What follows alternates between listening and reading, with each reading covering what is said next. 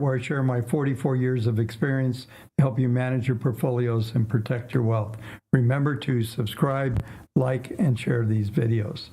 In tonight's video, we always go through stocks, individual stocks on Tuesday. We'll be covering that. I'll be talking about some macro events and some things that I saw today that I thought were very interesting. Let's get into tonight's video.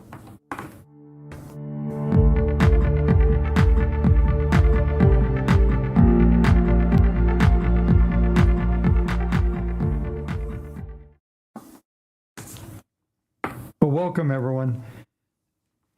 Interesting day after the huge range that we had yesterday. We saw it start to contract, as I've told you before, and I'll go through the details here in a few minutes. What we see typically is a consolidation after the volatility expands, and we have seen that volatility expansion. So I will discuss that when we go through some of the technicals. We got to hear Jerome Powell speak today. Didn't really say anything. Markets did nothing. I think the S&P closed down 0.2, and I think the Nasdaq the same.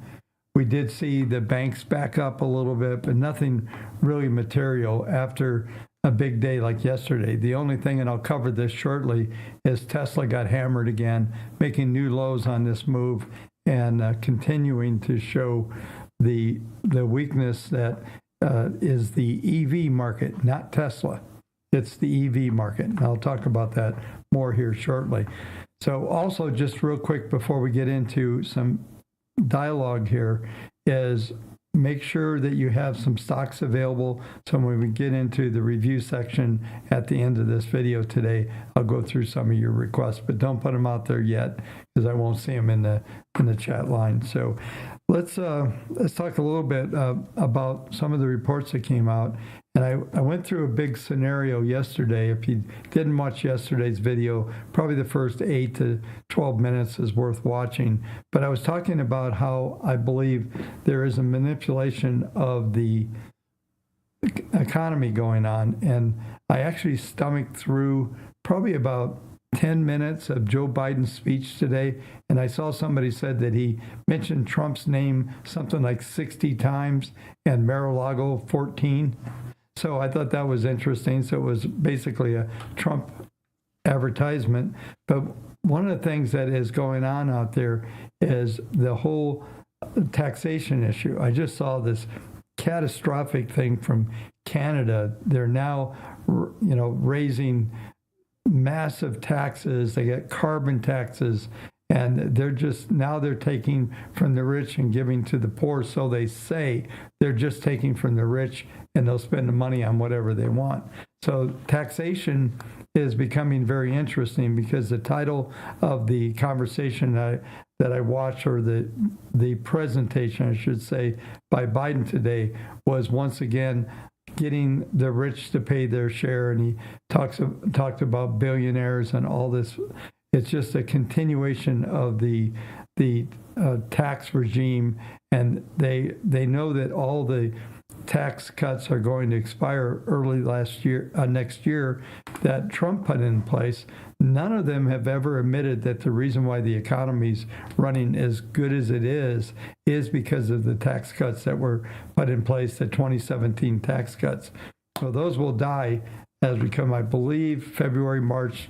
Don't quote me on that, but I believe that's where we'll start to see some of those things come in. So they're already setting up in the event that there's another 4 years that they're ready to really crank up this whole tax situation.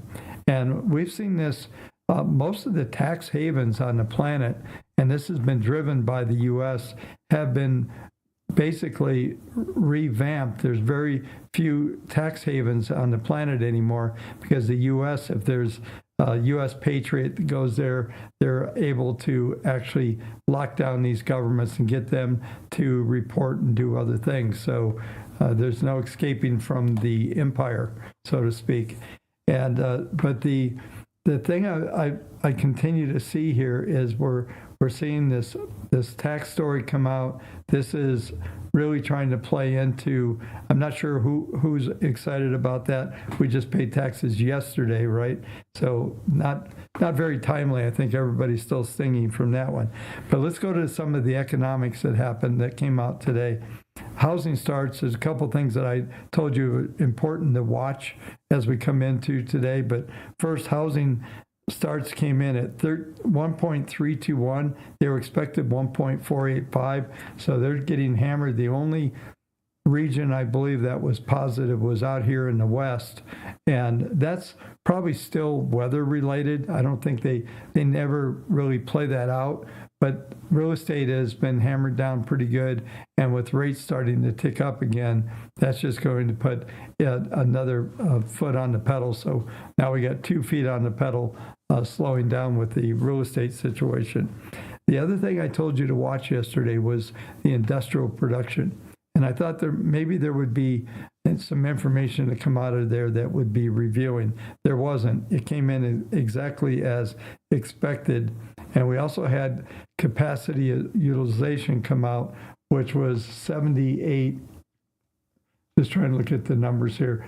Yeah, that was at 78.4. I think the number expected was 78.6. And so a little less, but pretty much in range. That's, by the way, just a quick comment on that metric. That's about as maxed out as you get.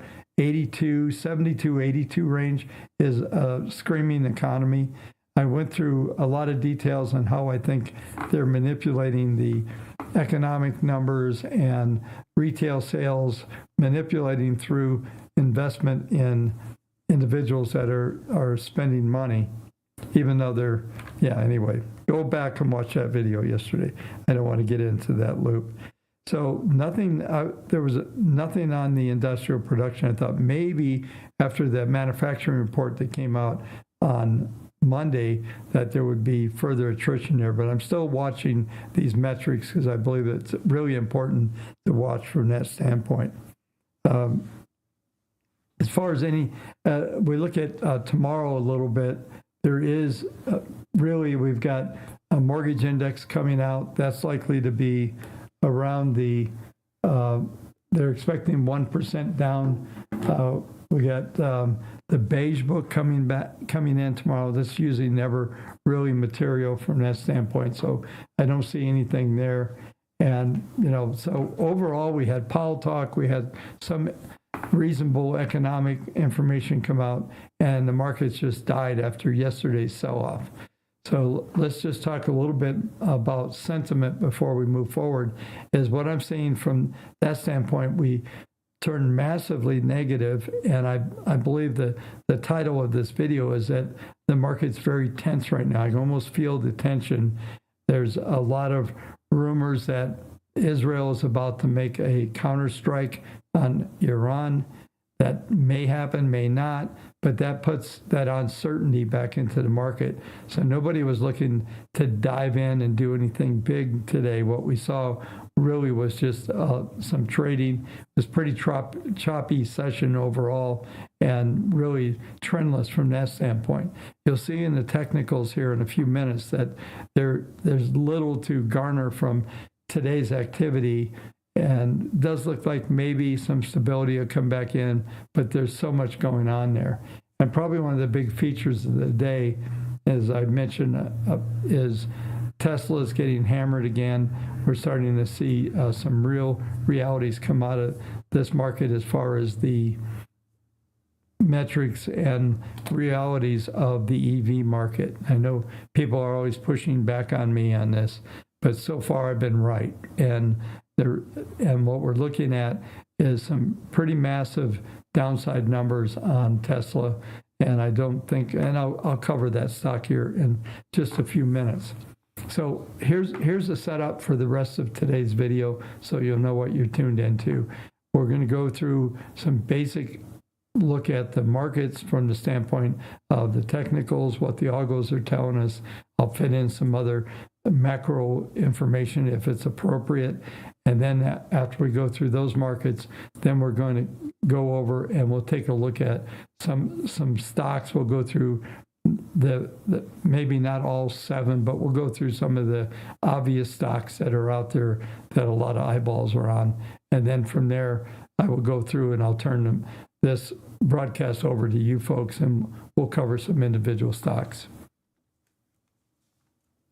So let's go ahead and let's go. Just one real quick mention before I move forward. In fact, let me just bring up the database for a second. That might be best.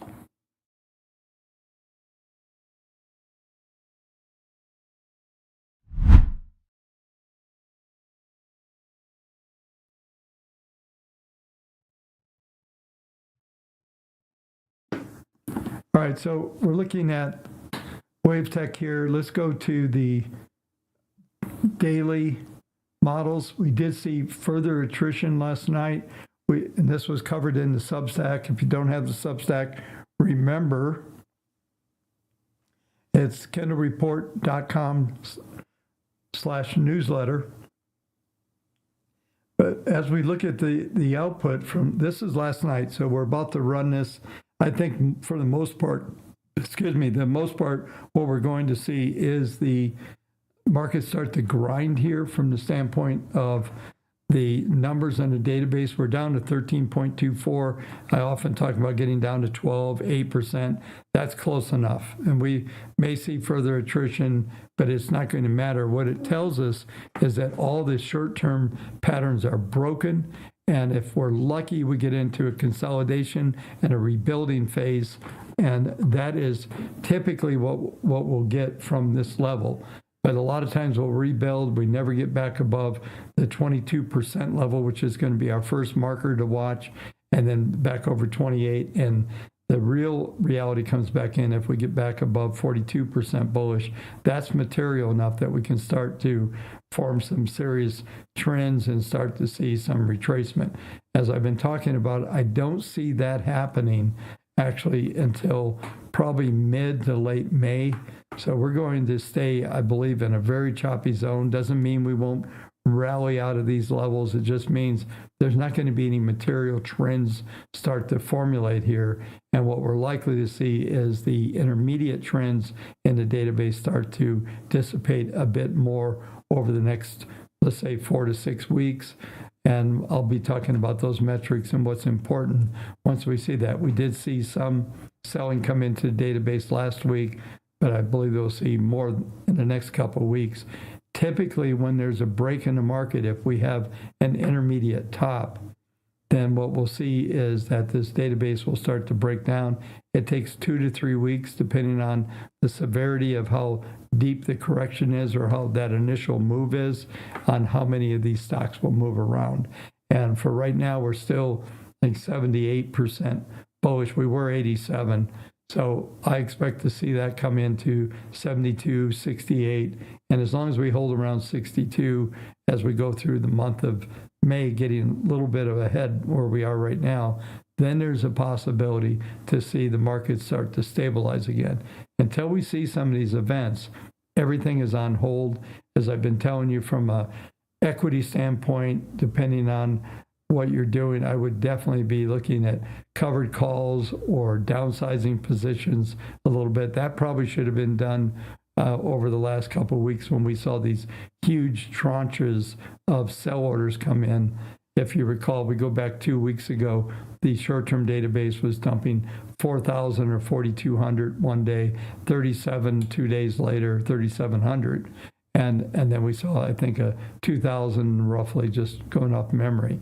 So when those things were happening, you're probably seeing a lot of stocks come under pressure that you're following or looking at, and you should have been taking some protective action. Now, depending on how those stocks act, since they're so individual, there still may be opportunities to hedge or do some things that would be somewhat protective in nature. And without getting too deep in tonight, just I have the WaveTech platform up here. I am famous for developing something called Advance and Protect. And right now, on a short-term level, we're very much into a protect mode. a lot of, if you ran just a portfolio on our daily models right now, you're probably 60+% in cash right now. Intermediate models are still pretty fulfilled, meaning that there's the percent ownership is still in the probably upper 80% of the capital still being used, but that's going to change as we go forward over the next couple of weeks. So let's go ahead and get through the S&P, Nasdaq. We'll take a quick look at the Treasuries. Not a lot happened there today, and then we'll go ahead and we'll go through Bitcoin, and then we'll go to individual stocks. So let's go ahead.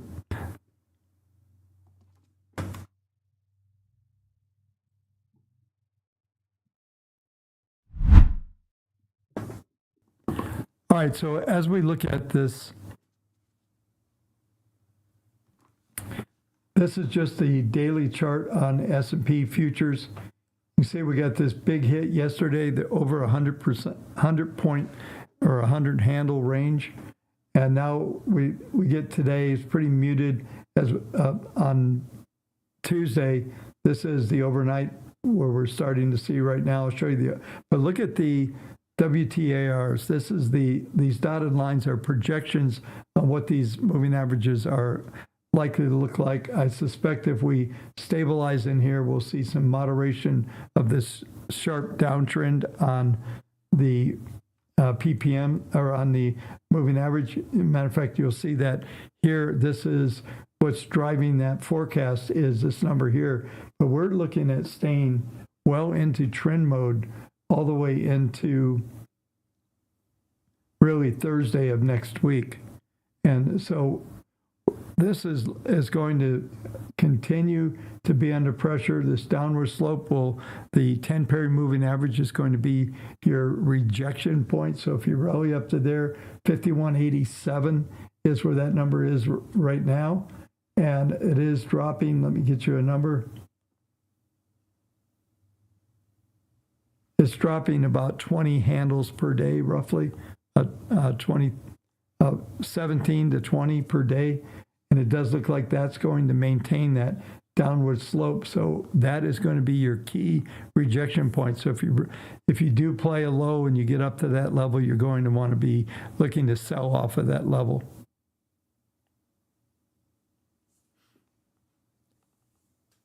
Yeah, so just real quick, while we're still on here and everybody's thinking, I wish I had more time, but I'm going to answer Jeffrey's. Have you looked at into the new buys performance after the database blows out? Absolutely, but it's going to be, it's very selective.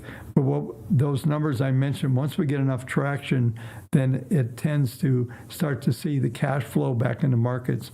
And that's the response. And that's why I mentioned the numbers and percents. But depending on the stocks, they can be spectacular trades on those reversals when they come in from the modeling standpoint. Since there's 15,000 plus symbols in there, it's really individual based.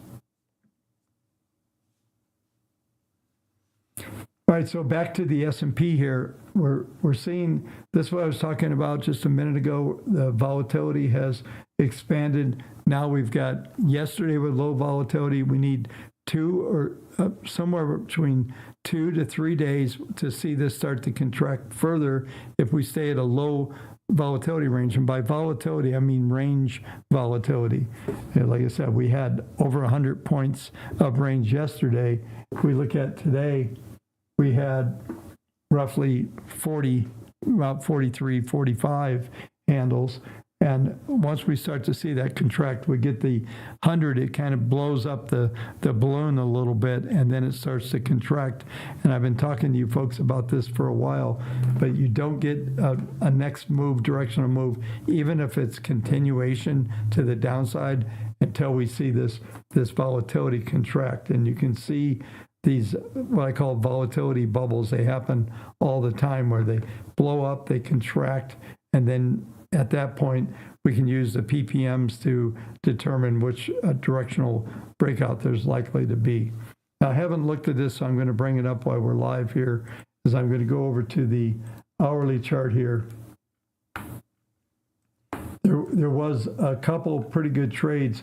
Those of you that have the indicators, when we see these little V turn-ups, primarily, I've been thinking about trying to put a criteria and build a strategy out of PPM1 and to work on hourly charts. And it doesn't matter what chart it's on. I've seen these patterns everywhere all the time. But once you get that little V, it's now forecasting for the next, as we work towards the London Open tonight, it looks like there's going to be some upside, then maybe flattening out from that standpoint. But if we just look at this 10-period moving average, just the hourly chart we're looking at right now, we look at that flow, we're probably going to get into that little triangle wedge here. Let me blow this up so you can see it.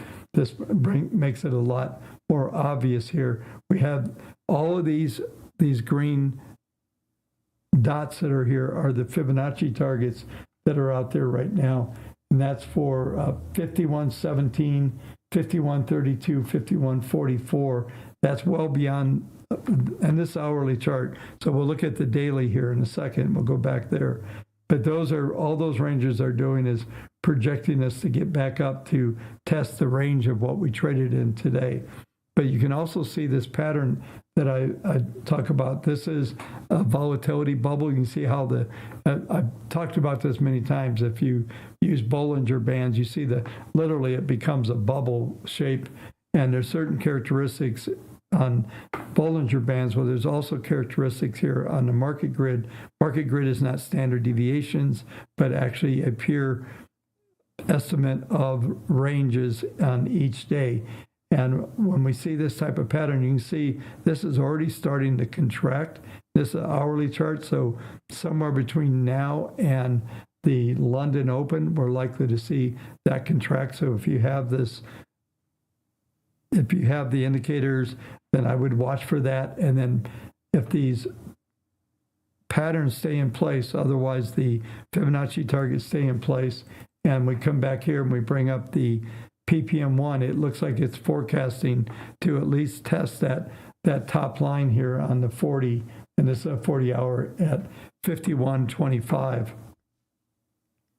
So let's go back to the daily.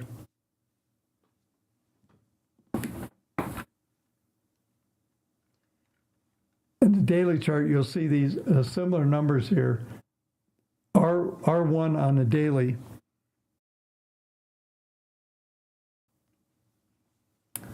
We're looking at 51.13, 51.36 is R2 on the daily. Above that, all of a sudden, we're printing 51.59. So because of this large expansion, typically when we get this blown up volatility, is we're going to stay within S1, maybe S1, R1, or sometimes you'll get, it'll get biased S1, maybe R2, which would put us up into that 36, 51, 36 number. And the range was so tight today that what we'd look at for this would be a break above that level, which is 51.23. So 36 would be fairly easy, and above that number really is all the way to 59. I don't think we get to that level, but we're likely to see some sort of stability and trading within these ranges. If we can, trying to get out of this loop I'm stuck in, is if we can get this consolidation and the drop in this volatility. This is daily, so we're talking, you know, it's going to be Wednesday. We're talking Thursday, maybe Friday to finish this off. But we should stay. It's possible that we extended the lows. If you get the Substack, I mentioned a number of 51.82, I think it was. We had a low overnight at 51.80. I think when I was writing the letter, I already acknowledged that low was in place. We're probably going to see some move up, but that still doesn't mean we could print S1, which is 50.71, which would be basically 10 handles under Tuesday's low. So we could still, and what could come out of this pattern could even be a reversal pattern and maybe a 2 or 3 day rally. But I'm not calling for that at the moment, but it does look like we've got more downside, more consolidation. There's about a 60% probability to remain under the 10-period moving average. So if you get good signals intraday, you can buy, but you want to sell against that average or any of these upper R2, R3 numbers. If those are hit, those are going to be good profit targets and possibly taking an inverse position and getting short against those levels, looking for some kind of rejection from there.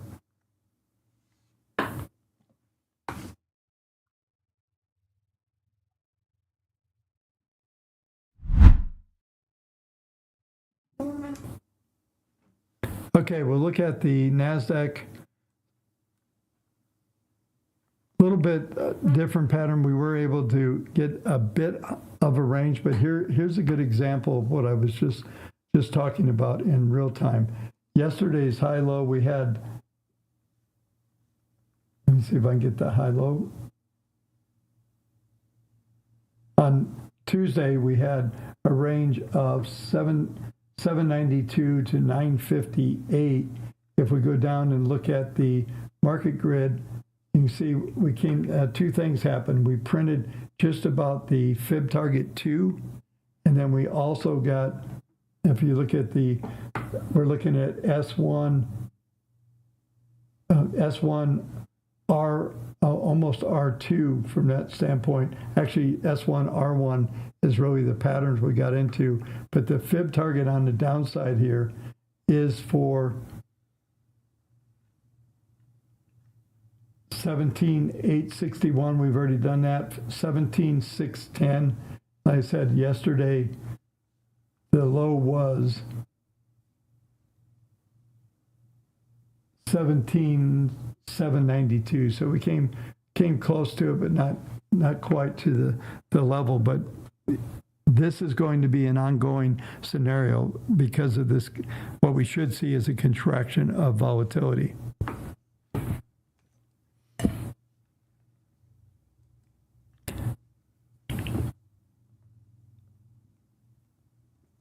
Just come back up for a minute. One of the things I think what we'll do, as I said, we'll go through S&P, Nasdaq.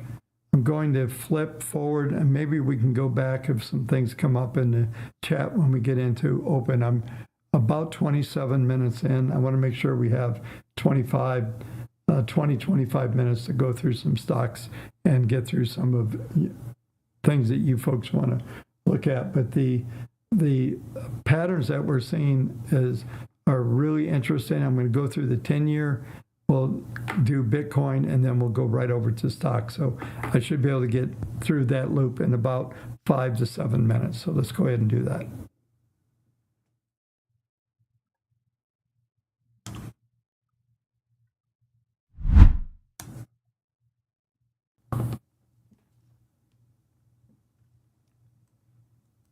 So this is the daily, several things going on here. We're still seeing the momentum stay very high. We're in trend mode, 0.65, but we're seeing also that contraction of that volatility bubble.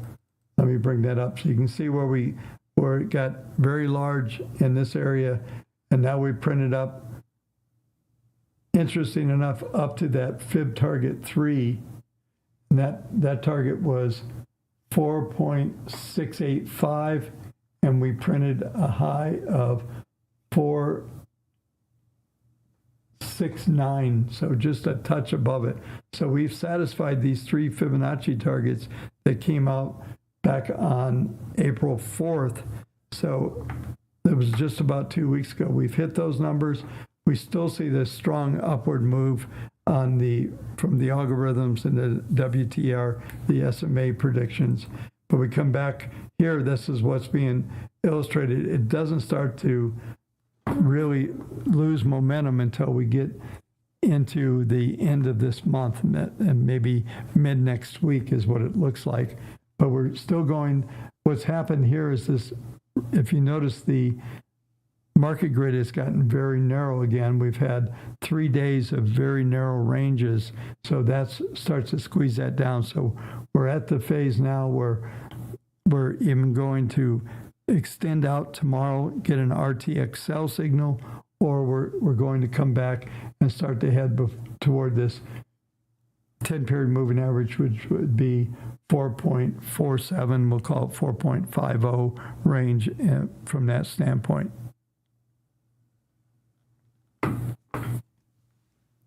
Yeah, so which is interesting, doesn't happen often, is there is a gap down here.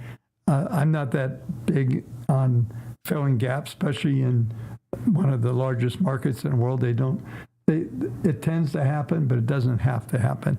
As I always joke, there's lots of gaps on the charts that were never filled. It still exists. So, but the trend, even if they do, that would just be a move back into the 10-period moving average. That might be a thing that's a little, so anyway, but the trend is still up. I don't see that changing. And this is just going to spell more trouble.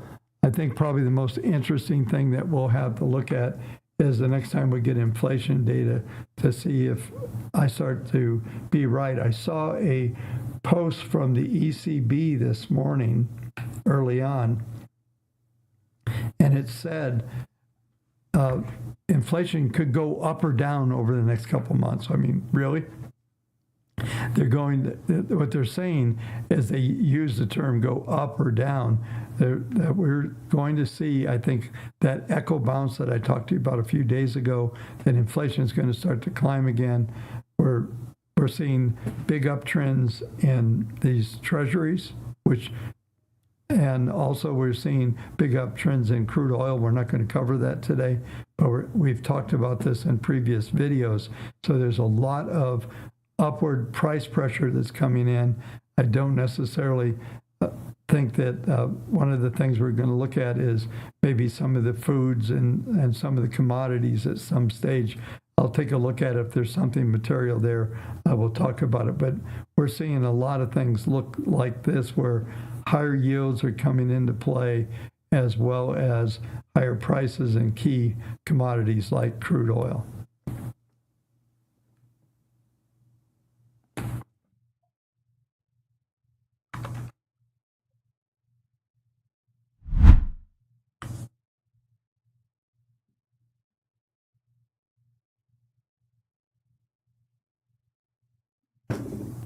All right, so we'll go to Bitcoin daily.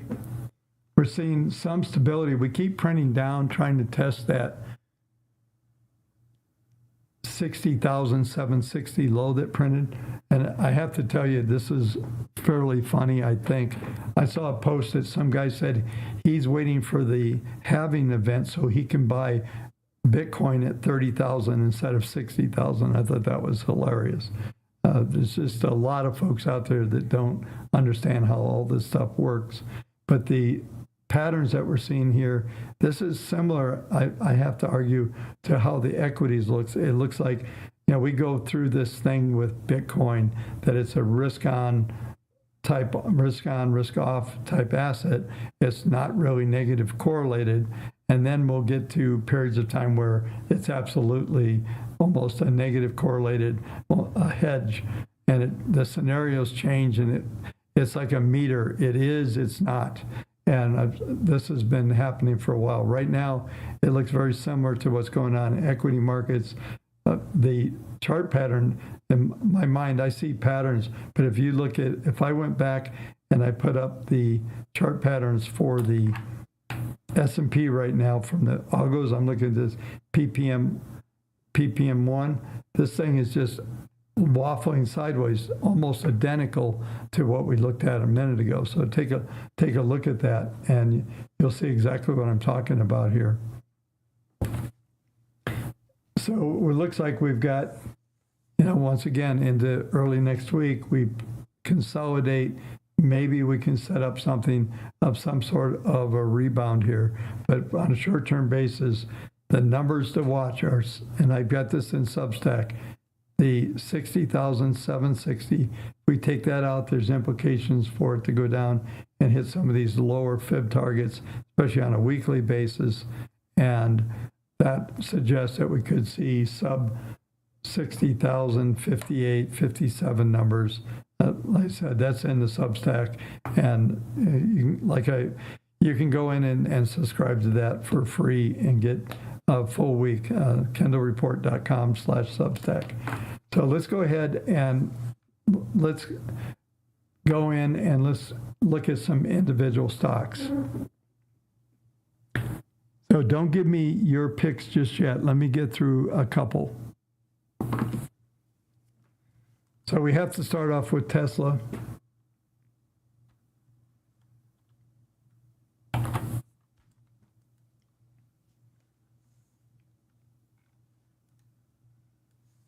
Tesla looks like it's still forecasting into next week some lower numbers. We've got some Fibonacci targets down here.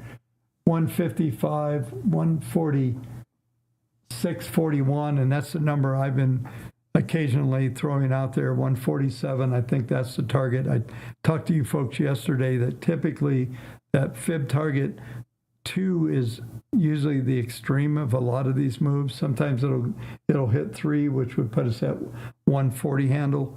But to me, it looks like we'll probably see at least a couple days. We could stabilize here since we closed right at the STX level today, but this will update when we get the update tomorrow. We'll probably see the market grid projecting a bit lower on from this go. So let's take a look at the weekly.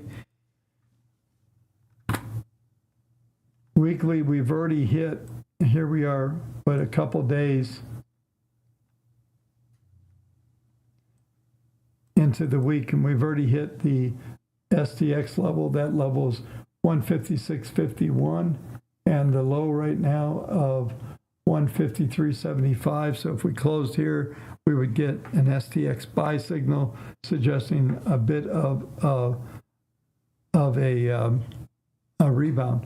Now, one of the things I just noticed here is that we have earnings coming out on the 23rd, which is next week. And rumors are this is going to be one of the worst earning report ever. And one of the things that you would want to watch for on this is when Cathie Wood, if Cathie Wood buys more shares, then we're going lower. I know that somebody's going to say that's mean of me to say that, but it's just how it is. All right, so let's go ahead and let's go from there. Let me do one last thing, and I keep promoting this idea, and I'm not sure anyone's really buying into my scenario here. But this is, in my opinion, this is, if we go all the way back, this is the base. I think potentially we're getting down to the 2023 lows, which is 101.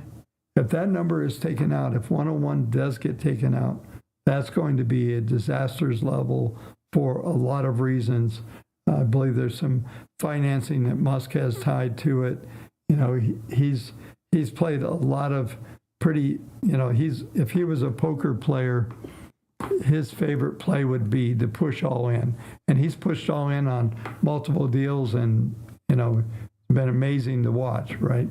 The thing is, he could blow up Tesla. He still has SpaceX, which is probably worth way more than Tesla is. There's a lot of good assets in Tesla, so I'm not trying to tell you anything other than this pattern is what I call the death pattern, and it gets pretty dramatic when I blow it up.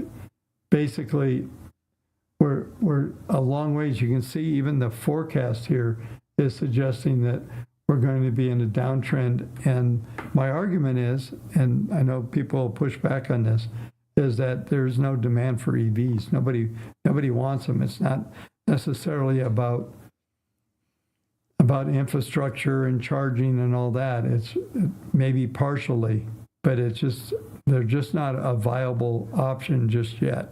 I'm not saying, and they may never be. I'm still arguing against Toyota's hydrogen piston engine that they're developing. I think they've actually developed it. So that is likely to continue. So let's go on. Let's go to Apple.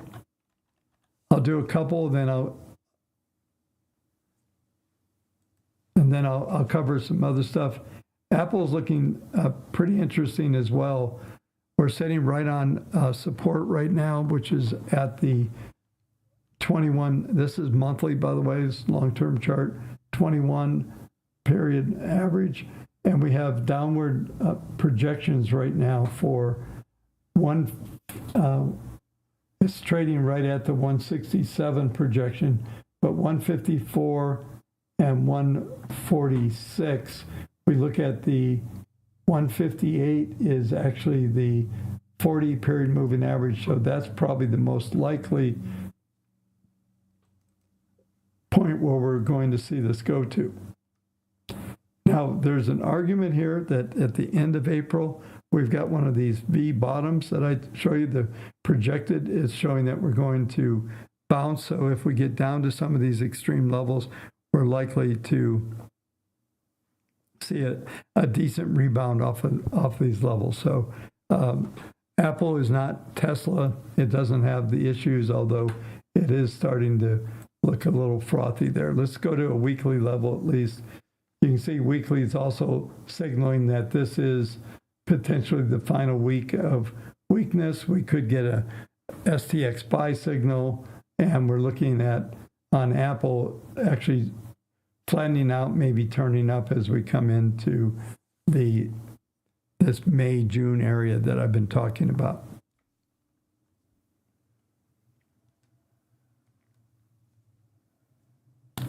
All right, let's go to some of the stocks that you folks have.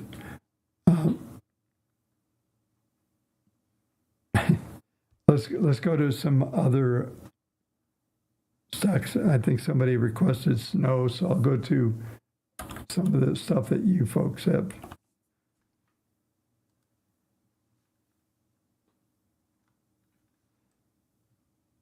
Still on a weekly. I have to change the algos, but this is pretty ugly.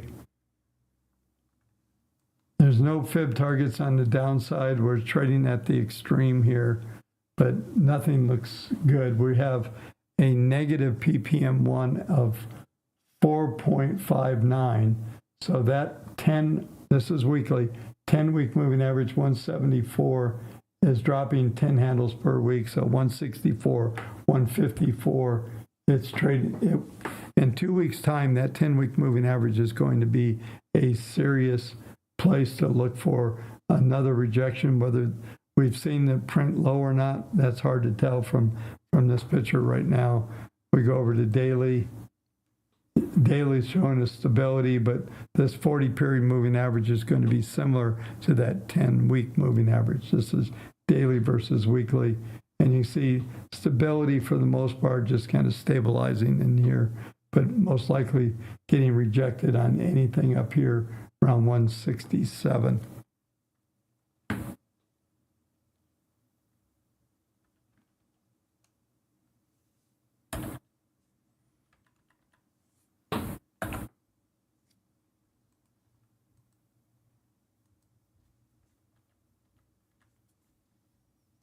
We'll do 3M.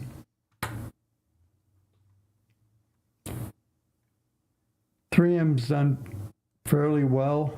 We are seeing the algorithm starting to roll over. We do have Fibonacci targets to the downside, 89, 87, 86. On the downside, we're hanging right around support at 90.51. Right now, we're trading at 90.05. So we're trading support with these downward pressure. Look at the 10-week moving average as resistance here, and the potential of this is the pattern I've talked to you folks a lot about. I'm just going to draw this in because when you see this, pay close attention to what's going on around this stuff. And it's this, we've got this downward slope 10, upward slope 40. We've got these projections here for fibs. Typically, you're going to trade into this range. And we should come in here. And these forecasts out here, they don't mean really anything. Those will moderate. They'll probably start to see where the 10 will start to round off, and maybe there'll be some kind of material change in this. I don't see us going down like this right now. This looks like a potential for maybe a large ABC pattern here, and it could get like a DE. Boy, I got a lot of junk on there. Let me clean that up. So we'll probably get, something where we've got this range here. We're getting downward fib targets, so maybe you get a pattern that sets up and comes in here, but probably somewhere in this range here is where your value range is. Let's say overvalued, undervalued. We're probably right in the middle right now. It's a good place to make a mistake. If you own it, you probably can do covered rights, do some other types of strategies that might be helpful from that standpoint.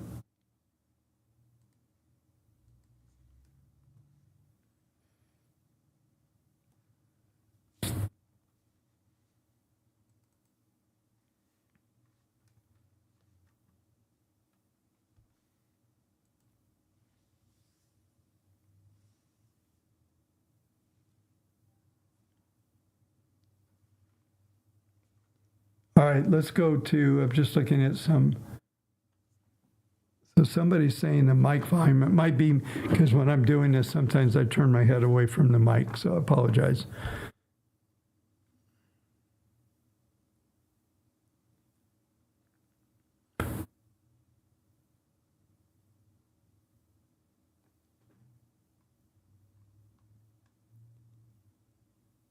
Yeah, we got to do Nvidia. That would be wrong not to do that.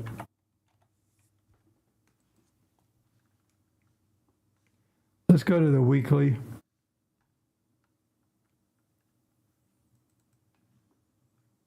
And this is almost a similar pattern, by the way, as if you were looking at Bitcoin several weeks ago. This is that volatility bubble. So let me draw in what expectations you would probably see this trade in. And I looked at Bitcoin when we got that big surge up to 73, 75,000, whatever that high was. When we got that, we actually saw the same pattern. So we're seeing where the ultimate gap here from high-low of the market grid is starting to come in, and we should see it continue to come in. We have an upward slope on the 10, so we printed, looks like right off of the 10. So we end up coming into this pattern that is suggesting that the top end of the market grid probably continues to contract. And when we get over here, we'll be able to decide what direction it goes. Now, algos out here are suggesting that it's going to be down, but let's just take a little better look at this.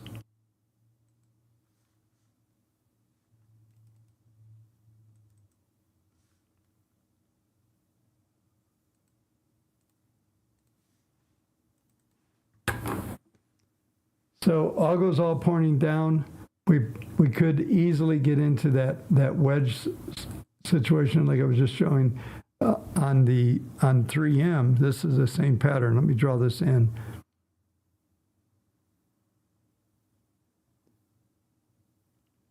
And my goal is for you folks to see these patterns. So you get downward slope. This is a couple V's here that we get.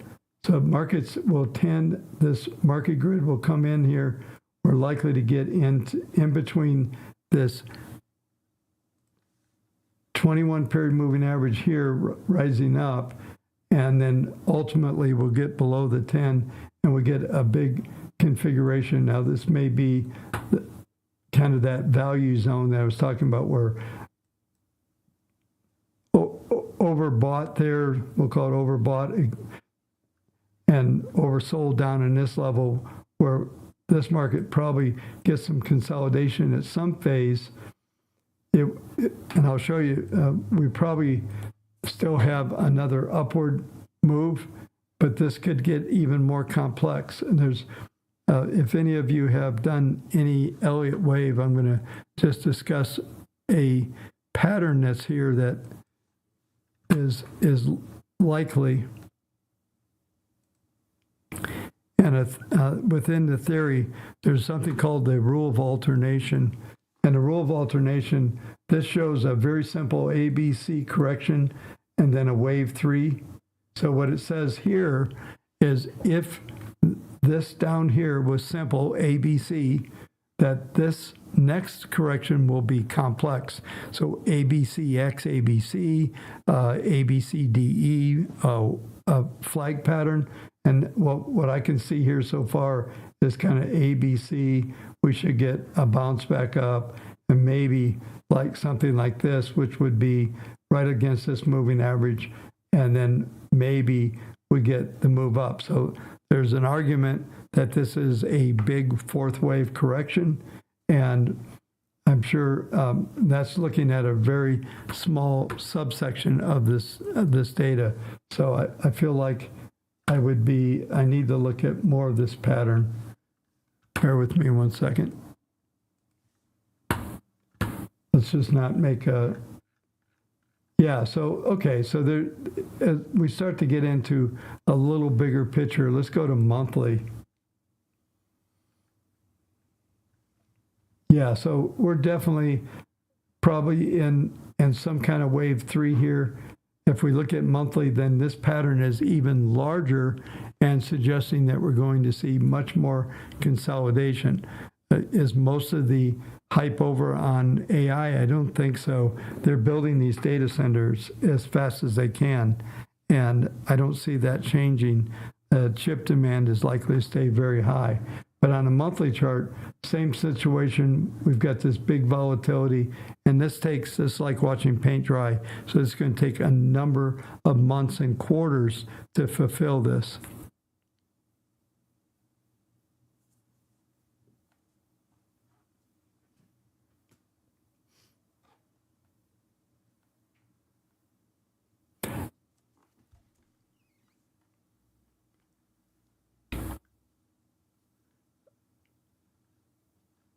I guess we could sit here and go through a whole Elliott scenario. There's an argument this could be fifth wave on here, that this middle wave was a 4 and extended 5. There's all kinds of theories you can come up with. From my viewpoint, we went through this scenario back in, I think, 21 or 22 with Tesla after the splits at 3. I think it was around 385 was the same kind of number. And we got up here, and what can happen here is a massive consolidation and a potential multi-quarter consolidation to ultimately maybe leading to some further declines in the pattern. But it's impossible and not even matter to try to predict that right now, other than you want to have a moment where I said, I told you so. From a market standpoint and trading, you really got to zoom back in here to the weekly, and then ultimately some of the short-term movements on the daily. And this is, like I said, this is probably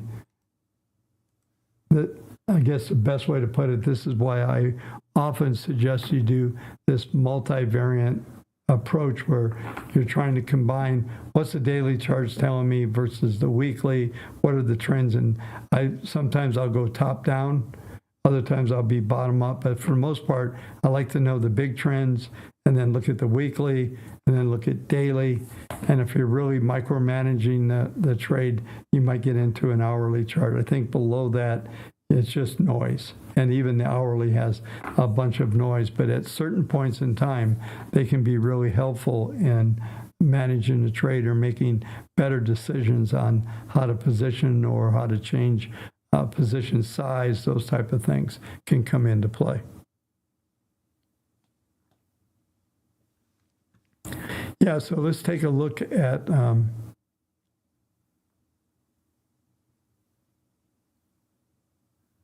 yeah, I got to look at this. This is somebody mentioned Unity software. Kathy would stop buying.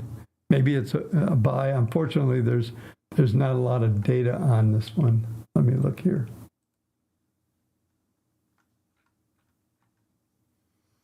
Yeah, if we go to monthly, I guess, yeah, this hasn't been around for long. looks like a typical Kathy Woodstock. I'm sure she loved it up here, up at the top. Yeah, she probably loved it at 214. It's probably going to 1,000. Of course, she's got a 5-year investment outlook, so now it goes from 214, down to 30. But this looks like a pretty typical Kathy trade.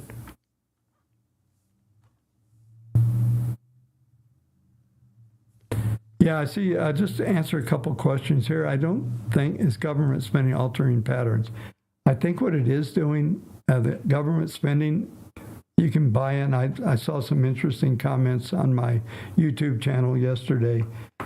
You could buy into my scenario that they're using EBT to stimulate the economy and pumping billions of dollars. I'm going to do some research, and if any of you know how much money they're putting in these EBT accounts, I'm trying to find out how many are there and how much money do they get every month, and try to calculate that into stimulus spending.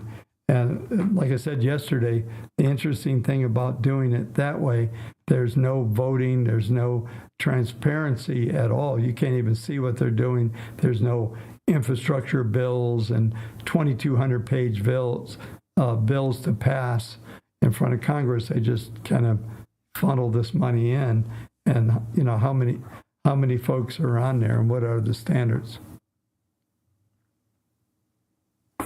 Yeah. Let's see here. Let's see.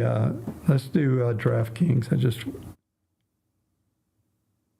We got about 4 minutes to go. This will probably be the last stock.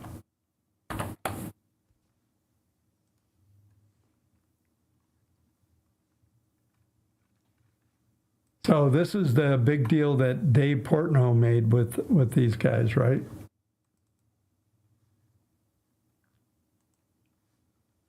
Got to give the guy credit. He pulled off an amazing play there. Yeah, just looking at these patterns, just trying to find something here real quick.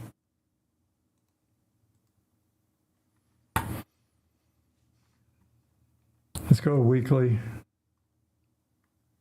Yeah, it's done quite well since 23. I guess we just had March Madness. They must have made a lot of money now. I think there's kind of a lull in the betting world, and we go to monthly. See, it was pretty much crushed. It was a pretty good meme stock, I guess, at the time. So as we came into 22, so January 23, pretty good size move here at roughly 1150 up to 46. So nice 400% move.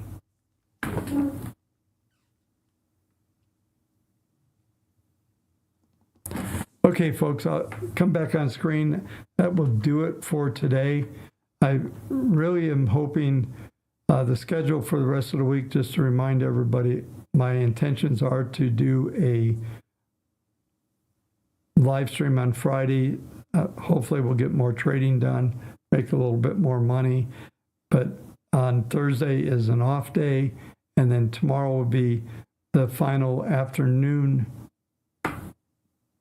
podcast that I'll do this week. So what I would expect, like I said, if you get the Substack, you're going to have the information I put on Thursday and on Wednesday for Thursday and Thursday for Wednesday. And unfortunately, it was late last night. I apologize for you folks over in London. I didn't make the open again. It was about 1:30 when I finished last night. I was actually chatting with a buddy of mine. He was pretty funny. I was going to bed, and he's a New York guy that gets up at 3 in the morning, 4 in the morning, his time, to trade. So he starts trading. We were laughing. I'm going to sleep, and he's heading to trade the markets for the day. Yeah. So I think the whole betting thing on DraftKings, I was just looking at a couple of comments, are pretty interesting on that. Just looking at some comments, see if anything pops out. Anyway, folks, we're right at the hour, about 40 seconds off. So as always, appreciate you watching, and we'll continue to do these daily videos. And please make sure you comment so I know what you think of what I'm doing here, or anything that you would like to see me do, because I have pivoted the channel quite a bit from what we're doing before. I still cover the markets a bit just to set up, but like I said, the best macro or micro analysis is going to be the Substack. Anyway, folks, thanks again. We'll see you tomorrow, same time, 7 p.m. Eastern.